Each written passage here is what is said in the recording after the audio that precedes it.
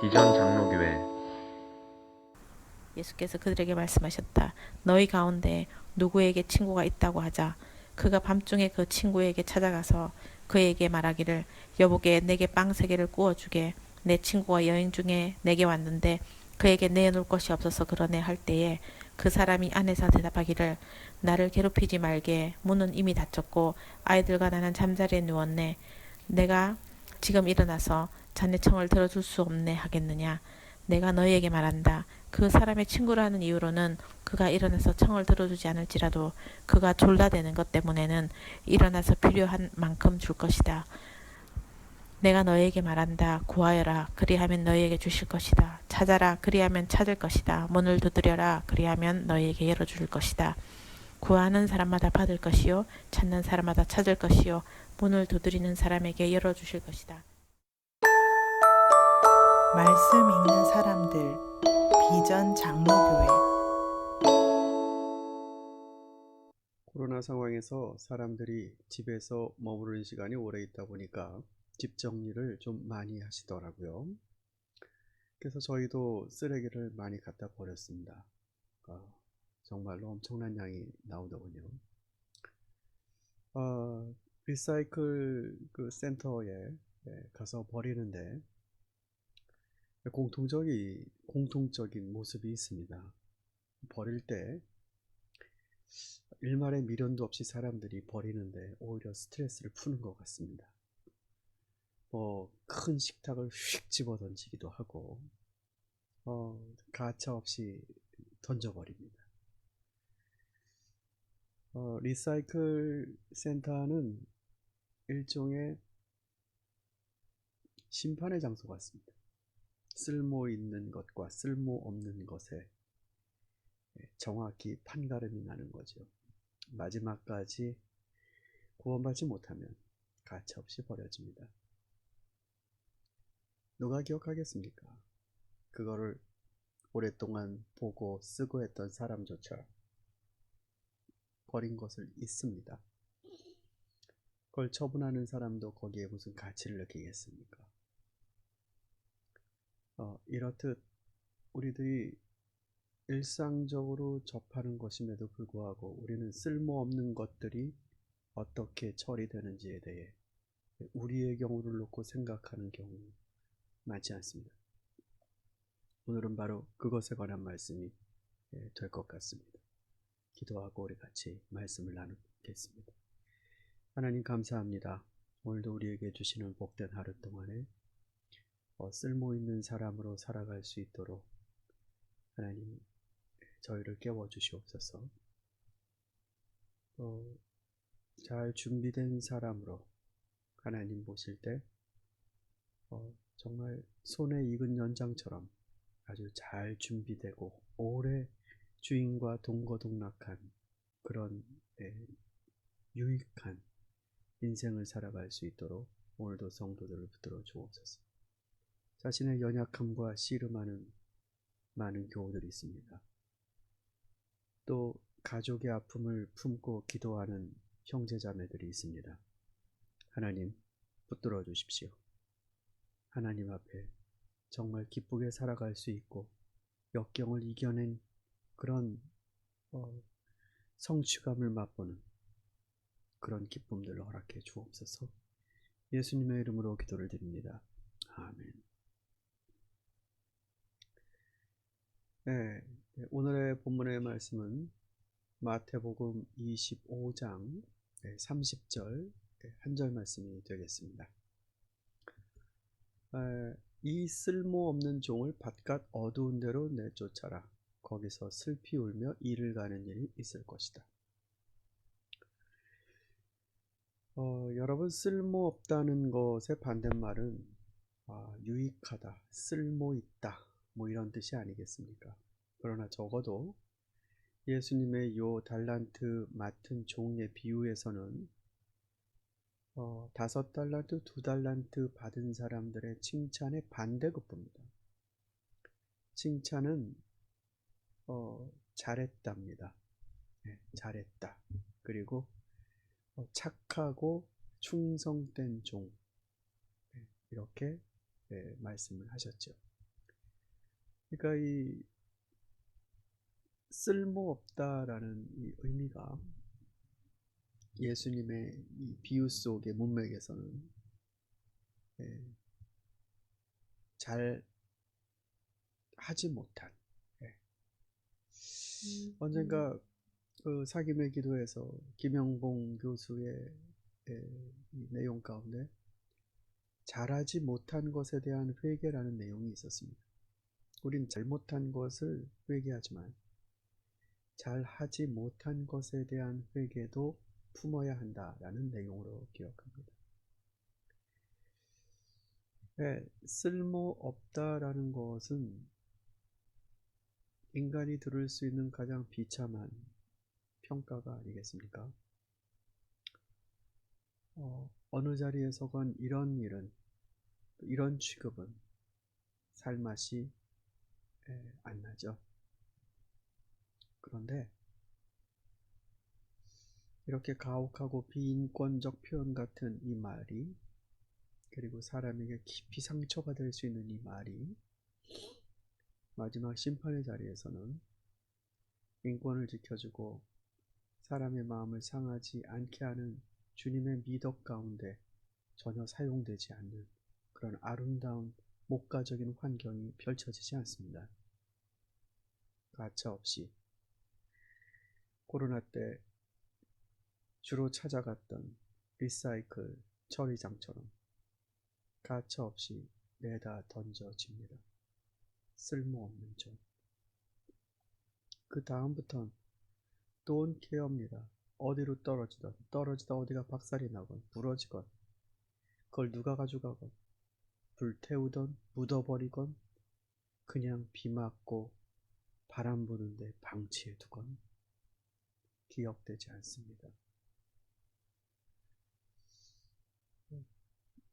인생이 자신의 살아온 삶으로 그렇게 취급을 나중에 결정적인 판단을 받는다라는 것, 참 주님의 말씀 가운데 우리가 두려움으로 듣습니다.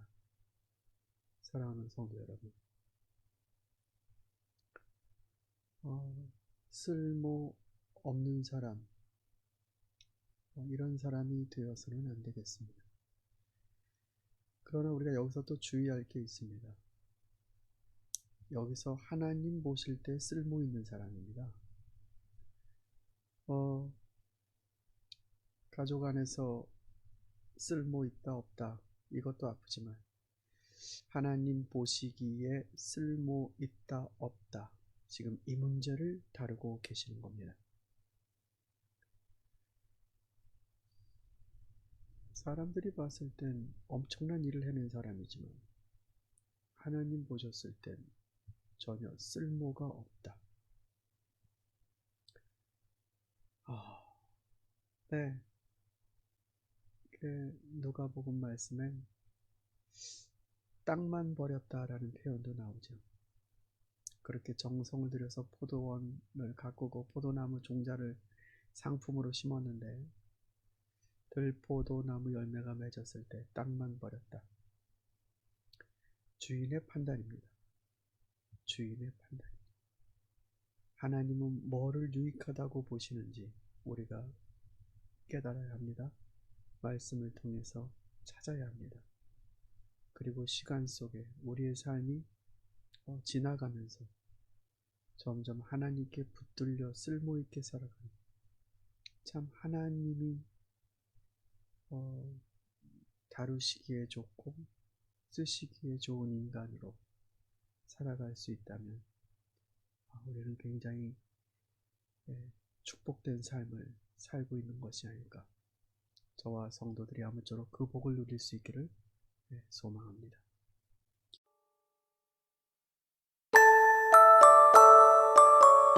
말씀 듣는 사람들 비전 장로교회 말 멈춤의 침묵과 말 막힘의 침묵. 깊은 영성에 이르러 하나님을 뵙고 그분의 위엄과 진리와 사랑을 깨달으면 할 말을 잃어버리는 침묵에 이른다. 형용할 수 없는 아름다운 광경을 볼 때나 마음을 사로잡는 아름다운 음악을 들을 때 우리는 할 말을 잊는다. 그저 놀랍고 감격할 뿐이다. 하나님의 현존을 처음으로 경험하면 자신의 죄성 때문에 말이 막히지만 그 단계를 넘어서면 그분의 위엄 때문에 말이 막힌다. 어렵겠지 않으여 말해보고는 그 말이 공허하고 어색하다는 것을 느끼고 금방 포기하게 된다. 나는 2001년 성탄절을 어느 기도원에서 홀로 지냈다. 성탄 전야에 예수님의 오심을 묵상하던 중 은혜에 젖어들면서 말을 잇는 경험을 했다. 그날의 기도일기는 그때의 감정을 잘 보여준다. 주님, 당신이 12월에 나셨는지 3월에 나셨는지 저에게는 중요하지 않습니다. 당신이 제게 오셨다는 사실, 오직 그것이 중요합니다. 주님, 당신이 베들레헴에서 나셨는지 나사렛에서 나셨는지 저에게는 중요하지 않습니다. 당신이 낮은 자들을 찾아 비천한 곳으로 오셨다는 사실, 오직 그것이 중요할 뿐입니다. 주님, 당신이 처녀의 몸에서 나셨는지 그렇지 않은지 저에게는 중요하지 않습니다. 당신이 인간으로 오셨다는 사실, 오직 그것이 중요합니다. 우리가 불원천리 찾아가서 주님을 뵙는 것도 황공한데 당신이 우리에게 오시다니요. 화려한 궁전과 장엄한 성전을 외면하고 초라한 저희 집에 오셨다니요. 영원한 당신이 먼지로 돌아갈 육신을 입으셨다니요. 이 모든 일이 바로 저를 위한 일이었다니요. 감사하다는 말이 왜 이렇게 어색하게 느껴지나요? 이럴 때 뭐라고 말해야 하나요? 예수 그리스도를 통해 내게 주어진 사랑이 얼마나 큰지를 깨닫는 순간 나는 아무 말도 할 수 없었다. 수많은 단어 가운데 어떤 단어도 그 느낌에 어울리지 않았다. 단어들이 모두 빈 껍데기처럼 느껴졌다. 말문이 막혔다. 탄성을 지를 뿐이었다. 하나님과의 참된 사귐은 아무 말도 할 필요가 없다는 자각에 이르게 한다. 나의 모든 열망이 그분의 섭리 안에 있고 나의 모든 희망이 이미 그분 안에 이루어져 있음을 깨닫는다. 하나님과 연결되어 있는 한 자신의 존재가 충만하게 실현되었음을 확인한다. 하나님 안에서 충만하게 이루어진 자신의 미래를 본다. 할 말이 없어서가 아니라 하나님의 존재 안에 자신의 모든 말이 이루어져 있음을 보기 때문에 침묵하는 것이다. 사귐의 기도는 우리를 이 단계에 이르도록 도와준다. 말을 멈춤으로 침묵을 시작하지만 마침내는 말이 막혀버리는 단계에 이른다. 이 단계에 이르면 지복의 상태가 어떠한지를 알게 된다. 시간이 멈추고 공간이 사라져 이 땅에서 하늘나라를 경험한다.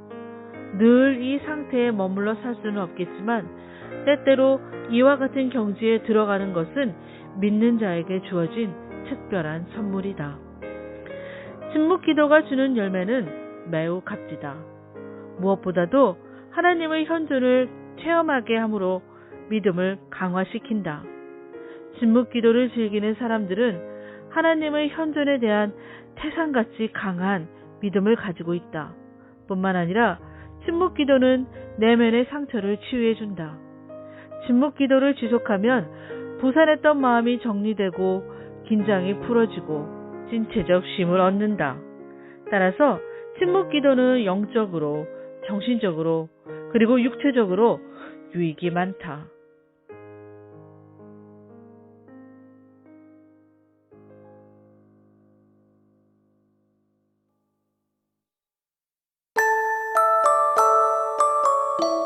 책에서 길어내는 영성.